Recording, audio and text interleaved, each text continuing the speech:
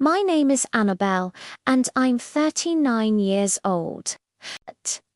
My husband Steve is 42, and we've been married for 15 years. We have a wonderful son named Charlie who just turned 13.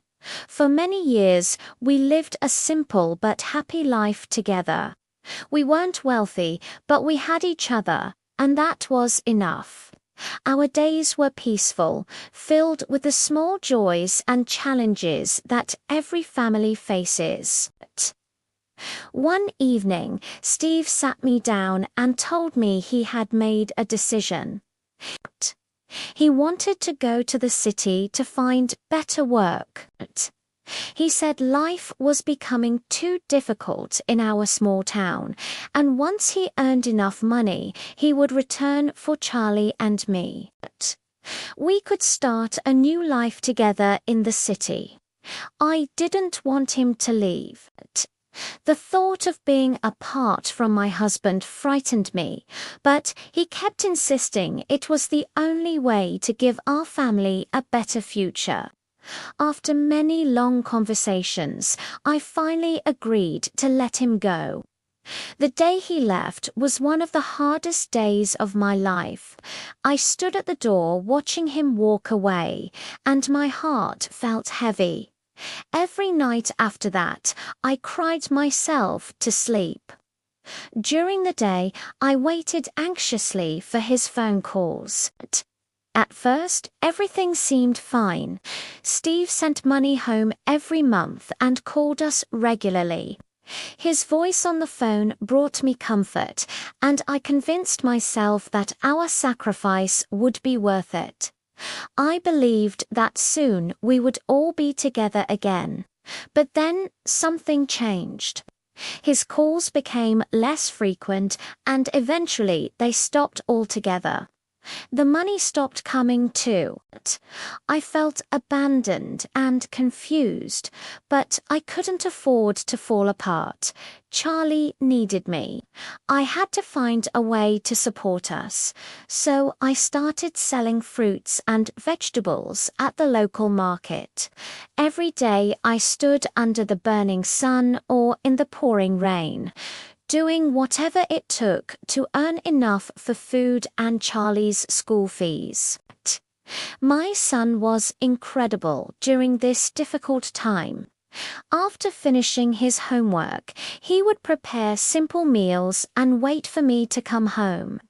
He never complained, and his strength gave me courage. 3 long years passed without any word from Steve. Then, one afternoon, a shiny, expensive car pulled up in front of our house. I looked out the window and saw my husband stepping out. My heart leaped with joy. I ran outside and threw my arms around him, tears streaming down my face. Charlie came running too, so happy to see his father after all this time.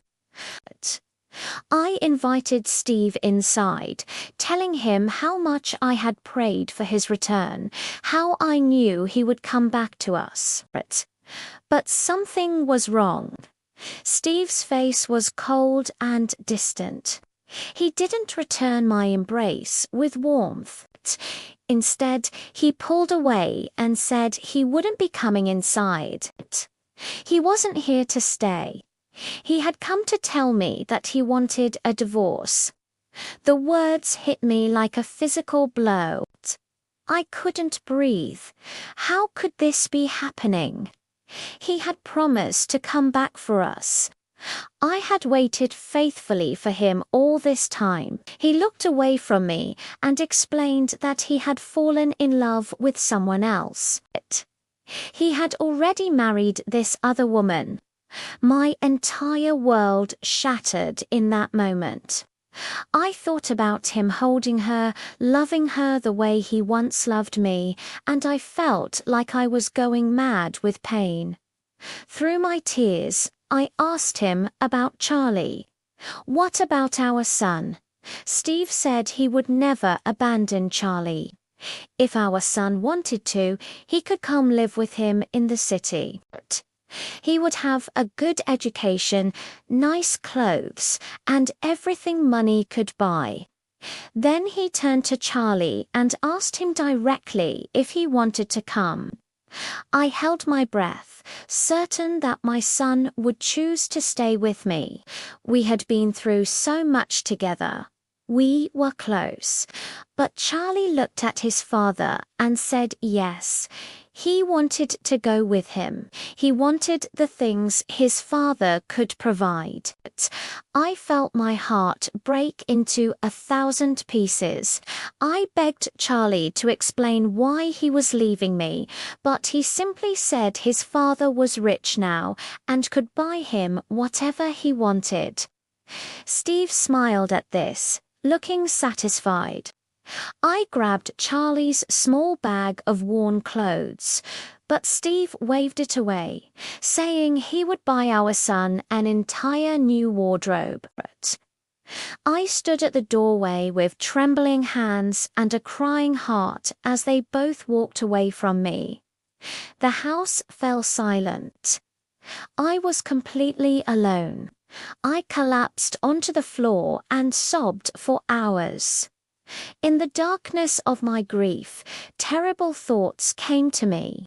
I wondered if life was worth living anymore. Everyone I loved had left me. Should I just end my suffering? But then a small voice inside me whispered that Charlie was still just a child. Maybe he didn't truly understand what he was doing. Maybe one day he would realize his mistake and come looking for me. What if I wasn't there when he needed me? I wiped my tears and made a decision. I had to stay alive. I had to keep hoping. Weeks turned into months. Then one day, the postman delivered an envelope addressed to me. Inside, I found $200 and a small note that simply said, "I love you." I didn't understand where it came from, but I kept the money safe, afraid to spend it. The following month, another envelope arrived with the same amount. This pattern continued for several months. Then, one day, I received a thick envelope. My hands shook as I opened it and found a long letter inside. The letter was from Charlie. He asked how I was and told me that he had always known I loved him. He understood he had hurt me terribly when he left, but he wanted me to know he had a plan all along. He explained that if he had stayed with me, Steve would never have given him any money. But by going with his father, he received a monthly allowance. Charlie had been saving every bit of it and sending it to me. He asked for my forgiveness and told me he thought about me every single day. He promised that one day, when he was old enough, he would come back for me. He would take care of me the way I had always taken care of him. Everything would be okay. Tears fell onto the paper as I read his words again and again. I cried and smiled at the same time, overwhelmed by a love I thought I had lost forever. My son hadn't forgotten me. He had never stopped loving me. He had been protecting me in the only way he knew how.